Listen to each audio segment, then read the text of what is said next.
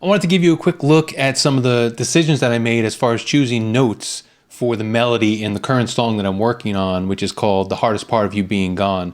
So let's take a look at that and see if I achieved what I was aiming to as far as getting a catchiness out of this melody. So here you can see the notes that I'm using. This is the first half of the chorus.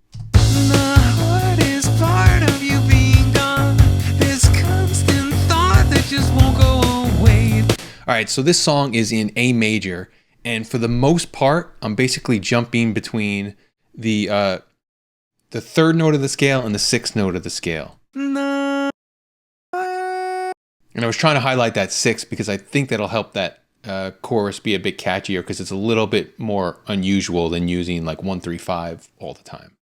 It also happens to be a sweet spot for my vocal range for this particular song. And you can see I also have this E in here.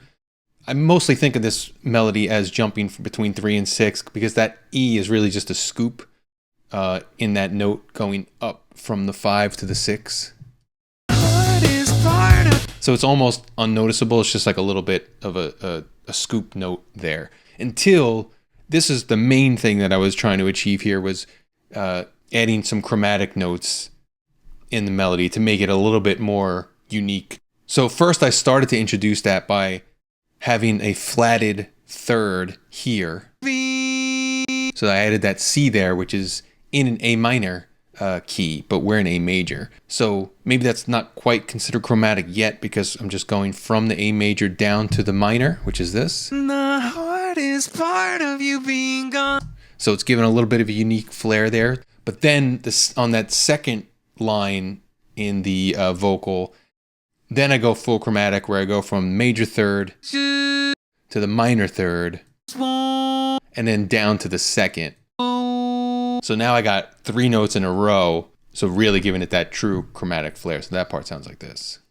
This constant thought that just won't go away. Now you can hear the whole thing in context. 3 to 6, 3 to 6, flatted third, 3 to 6, 3 to 6, and then chromatic. So this is what happens here.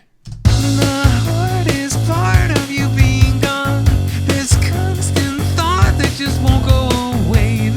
So far this melody feels like it's working to me, but we'll see what happens with it once I get in the rest of the arrangement and the harmonies and all that stuff, and the song is fully filled out.